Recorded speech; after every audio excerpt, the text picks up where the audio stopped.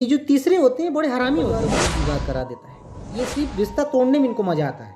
अपनों के रिश्ते जो होते हैं बहुत ही मजबूत होते हैं, लेकिन अपनों के रिश्ते तब टूटते हैं जब उसमें कोई तीसरा इंटर कर जाता है। जैसे कि मान लीजिए दो फैमिली है और अच्छे से चल रही है, लेकिन उसमें कई लोग होते, चाहे वो गांव हो चाहे वो रिश्तेदार हो, तो उसमें जब तीसरा बंदा कोई इंटर करता है तो वो दो परिवार जो है वो बिखर जाता है, वो टूट जाता है।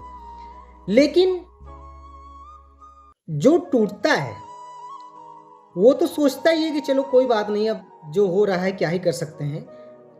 लेकिन जिसने तोड़ा है रिश्ता, जो कहते हैं कि बहुत मैं सुकून में हूँ, बहुत अच्छे से जी रहा हूँ, बहुत ये है वो है, मैं उनसे एक चीज़ कहना चाहता हूँ हमेशा कि कभी भी अपने रिश्ते को इतना कमज़ोर मत समझो कि मुझे किसी तीसरे का सहारा लेना पड़े।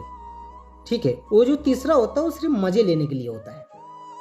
वो जो तीसरा होता है वो सिर्फ मज़े लेने के लिए होता है। बाकी अगर कुछ भी हो जाए, सुख पड़े चाहे दुख पड़े, तो वो तीसरा बंदा बिल्कुल भी नहीं आएगा आपके पास।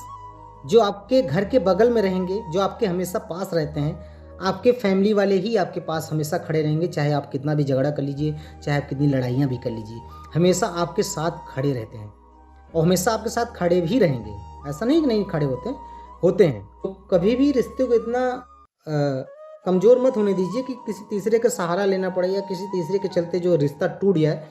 कुछ सोच समझ के जो है वो चलना चाहिए। बाकी लोग कहना काम है, वो तो कहते ही हैं कि हम ये हैं वो हैं, तो ऐसा डिंगे मारने से कोई कुछ होता नहीं है।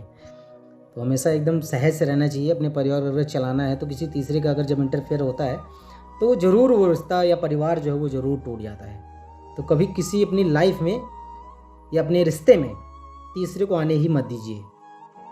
मतलब तीसरे की बात हम इसलिए कर रहे हैं कि ये तीसरा ही जो है सारा काम खराब करता है, दो परिवारों के बीच विवाद करा देता है। तो ये जो तीसरे होते हैं बड़े हरामी होते हैं साली, ये तीसरे बहुत हरामी होते हैं। ये सिर्फ रिश्ता तोड़ने में इनको मजा आता है कि मतलब दो परिवार ठीक से बातचीत कर रहे हैं तो बातचीत आप करो मत, टूट जाओ, बिखर जाओ। उनको बड़ा मजा आता है यही। लेकिन ऊपर वाला सब देखता है और सबका हिसाब करता है।